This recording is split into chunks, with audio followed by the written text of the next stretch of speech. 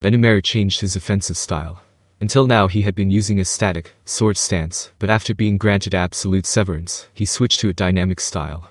Static, or say no tachi to borrow the samurai parlance, is a sword technique where the attacker allows their opponent to make the first move, with the focus on counterattacks. This change in styles definitely registered with Bernie. Surprise, he went on the defensive. Now the tables were turned once more, but at this point, he still looked relaxed and in control. That, however, vanished in an instant. Bernie was so in control only because he was confident, and all evidence so far backed him up that Benimaru's sword wouldn't work against him. But all that was in the past. Failing to keep up with the flurry of slashes and strikes, Bernie left himself open and the fatal blow was aimed right for that moment. That. I wasn't sure if he was gonna say that's crazy or whatnot, but either way, that strike hewed straight through Bernie's torso and chopped him in half. Continuing with the same motion, he arsed his sword's trajectory upward like a curving river, separating his head from the rest of his body, hence why Bernie couldn't finish that last voiced reaction before his death. Man. Talk about overwhelming. Benimaru totally knocked that out of the park. You know, if you went with that momentum from the start, you could have won easy, couldn't you? No, if I tried to do that, I would have broken my weapon. That armor was no joke, I thought, so I tried to avoid putting too much strain on my sword. It was a very awkward way to fight for me. That was awkward. Because he sure looked pretty majestic out there. I will agree that dynamic suits him better than static though. Now I was absolutely sure Benimaru outclassed Hakuro by now. I mean, not 1 minute after going on the counterattack, Bernie was dead. Chloe, meanwhile. Oh, I knew we wouldn't have enough energy. Chronoa sounded pained as she tried to trigger the skill. But right after that. Report. There's no problem. That calm voice was accompanied by the sound of an agonizing arg. Or at least it felt that way in my mind. What was up with that? I had the sneaking suspicion that might have been her. Actually, in fact, I was sure of it. Hearing it sure made me feel depressed. It was just so pathetic. I hadn't done anything bad, exactly, but I was the one causing it. Maybe it is my fault, then. I'm gonna have to treat Chloe to some pudding and apologize to get back on her good side. But anyway, that was the end of our energy problems. The next thing I knew, the world stopped and Jiwoo was reduced to a pile of dust. So yeah, that was how we beat Bernie and Jiwoo, but now Raphael was taking a more forlorn tone with me. Report. The subject Bernie and the subject Jiwoo are confirmed to be alive. I had forgotten about the existence of the resurrection bracelets. Huh. Ah, no biggie.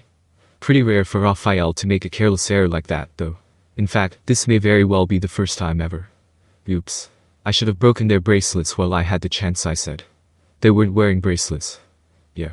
I had my eye out for those, but they didn't have any on. Oh. Guess Benimaru and Chloe were being a lot more careful than I was, remembering the bracelets and checking to see if they were there. Maybe I was the careless one here. I sincerely doubted that Raphael simply overlooked them, so I guess Bernie and Jiwoo got one up on us. Ah, about that. Masayuki, who had been quietly watching this the whole time, suddenly spoke up. To tell the truth, Jinrai said for him, we all kinda saw you as the enemy, so we never really took those bracelets of yours seriously. Like, we weren't gonna look a gift horse in the mouth or anything, but... He flipped up one of his pants legs and amazingly, I saw him wearing a resurrection bracelet on his ankle. Yeah, that's the bracelet, I said. I know. But like, whether we trusted it or not, it's still a magical item, right? So we figured it'd work just as well no matter where you put it on. Bernie suggested it as kind of a little rebel thing we could do. Apparently Bernie had anticipated this outcome enough that he took steps to address it. Benimaru was scratching his head in frustration, and Chloe was seeming pretty pouty, too. I was sure she looked disgusted under her mask. Given all that, who among us could have predicted that a bunch of idiots would put resurrection bracelets on their ankles? Well, no helping that, I guess. Indeed. Let's just forget about it. I've already assessed their strengths, and I'm positive I would win a rematch. If someone like me challenges them, that might be a different story. But I'm sure we can find a way. That was Benimaru's conclusion, so he and I both decided to drop the matter. Anyway, Bernie and Jiwoo were out of the picture. Not being able to off them for good was a blunder, but Benimaru, Chloe, and I promised each other we'd forget about it, so it didn't really count, right? Masayuki and Jinrai looked pretty shocked about their friend's betrayal, but I was sure they'd do their best to recover. The war was still going on. I felt kinda bad for those two, but frankly, I didn't have time to worry about them. So I decided to let Chloe take care of them, and then Benimaru and I went back to the control center. Now the labyrinth should be free of all hostile elements. But just as I thought that the final ground battle was all that was left to handle, we discovered that a few people were in the room already. Oh, Rimuru. You sure gave me a scare, you know. We fell out of contact. Indeed you did. I was far from worried, of course, but I did want to complain to you about it a little. Ramos insisted we come down here, too, so we hurried. We walked on over to check up on you. Ramos looked concerned. Vildora was being pompous as ever. He was currently whining about how I stole his energy out of nowhere, but it was so obvious that he was seriously worried about me. He's cute that way, isn't he? So, Raphael, can you at least ask for a bit of permission before borrowing Vildora's power? That is behind us now, so it is not a problem. Behind us. You haven't been using his energy on this life for a while now, have you? If so, Vildora sure must be used to it, but either way, I've done him wrong. I'll have to get him some snacks later, and maybe a few new manga volumes, too. Sorry I worried you guys. Still, Vildora, I can contact you from pretty much anywhere, so if I get in trouble, I'll be counting on you. You can, master. Oh. Ahem. That's why I told you not to worry. Ramos was awestruck. Vildora, probably hiding his embarrassment, decided to act all high and mighty as he changed the subject. But enough about that. If you're fine now, can you go listen to those guys for a bit? Following Vildora's gaze, I found Trainee, Zoe, and a suspicious-looking man tied up with rope. Well, once I reached the site Moss told me about, I found this man fighting Trainee. His name is Laplace, and he's a nemesis of ours. So it was Laplace under that rope. He looked pretty beat up, but not dead, at least. Why is he still alive? Benimaru asked coldly. He wasn't even trying to hide his murderous rage, which was rare for him. I tried to kill him, but he kept insisting he had something important to talk to you about, Sir Rimuru. That has to be a trap, Benimaru replied, taking out his sword once more. Well, wait a minute, man. Stop laughing and keep your people away from me. You'd better watch your tone. Now Zoe was raging, too. But that was still nothing compared to Benimaru, who was moments away from cutting the guy in half. I stepped in to calm him down for the time being. Calm down, alright. We're in the middle of a truce with Yuki, remember? If you brought him all the way here, we could at least hear him out. Zoe nodded at this. So what's your story? You guys are super scary. That gal over there refuses to listen to me, and she's gotten way stronger since last time, too. The other dude's a little more sensible, but his eyes are just so cold, you know. And that one. Huh. Don't start with that, Benimaru. You're revealing too much of your old self there. Clearing my throat, I tried to steer us away from this gloomy atmosphere. So anyway, Yuki asked me to give you a message. Laplace, reading the tea leaves correctly, signaled his appreciation to me as he began explaining why he was there. He could have just done that to begin with, I thought, but I lent him an ear anyway. And that's the long and short of it. So basically, you guys better keep an eye out for Bernie and Jiwoo, got it? Benimaru and I looked at each other in silence. You could have told me a little bit earlier, dude. According to Laplace, Yuki has a guy named Damrata working for him. He's one of the head bosses of Cerberus, a secretive crime ring. After a tip from Ghidorah and a little investigation, it came out that Damrata was suspected of attempting to assassinate Ghidorah, although Yuki hadn't given him any such order. Well, if that's what the story is, you gotta give it to me sooner, alright. I tried. I told her over and over again that it's really important. But she was all ooh, I'd never trust you and all that. Never even gave me the time o' day. It's because you're so fishy, alright. And besides, I still bitterly recall the last time you escaped me, so I was determined not to make the same mistake again. Well, you kinda used a little too much force, lady. I kept shouting at you about how this was work-related stuff, and I'm super serious about it, but it was all wah, shut up, I don't care what you say. You didn't listen to one word from me, did you? Seeing this ugly argument unfold before me answered all my questions. So you've been fighting this entire time? Yeah. Like, yeesh, cut me a break. Laplace looked seriously disgruntled. By this point, this entire time would have been a good 10 days or so. I'd be a little sullen about it, too, I think. I'm so deeply sorry. Realizing how badly she jumped to conclusions, Trainee apologized to me, her face bright red. Well, what's done is done. Let's just stop worrying about it and let bygones be bygones, alright. It was in the past now, and I didn't want to keep it on my mind. So let's just talk our way out of this. A visibly annoyed Caligulio was waiting for a report. It had been 2 whole days since he dispatched 100 of his best men and women into the labyrinth, and he was no longer hiding his frustration at the fact that he hadn't heard from them. God damn it. Is there any report yet? His staff couldn't count the number of times he had bellowed that so far. Nobody had an answer for him, but now a murmur could be heard from outside the camp. What's going on? What's happening? Caligulio's question was answered by a private who came rushing in. Reporting, sir. We have just rendezvoused with troops from the Magiting Force. What? Caligulio thought, and then his fears came true. We're back, sir. The woman who entered Caligulio's field tent was a fetching young lady who looked out of place on a battlefield. She was actually Misha the Lover, one of the 3 bosses of Cerberus. She was ordered by Yuki to carry out a scheme to ensnare Caligulio, and so she was participating in this operation. Misha, you're alright. Yes sir, Caligulio.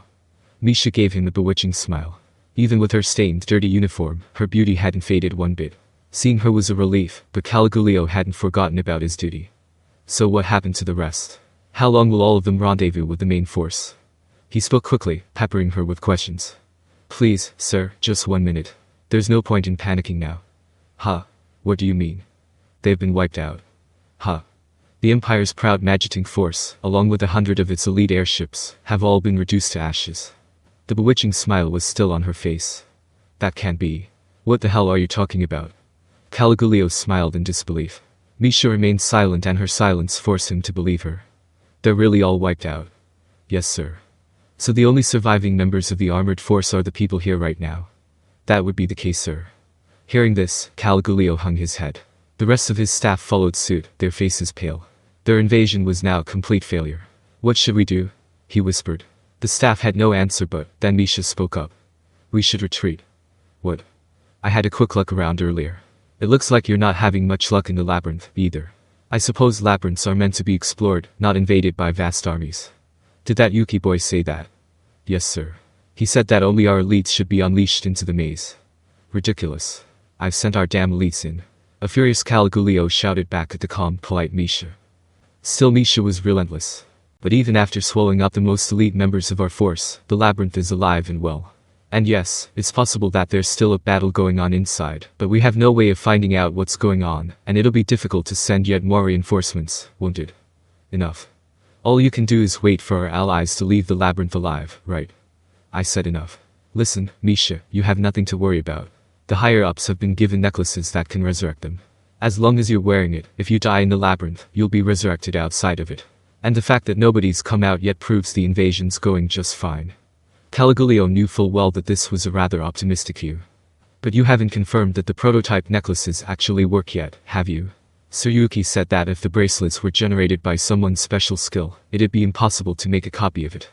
That silenced Caligulio. Calm down. I trust Major General Minutes more than anybody else on the force, and he's in the labyrinth now. I'm sure he'll bring back some intelligence. We can wait for the results from him first. But Caligulio was unable to finish. No, you should withdraw immediately, sir.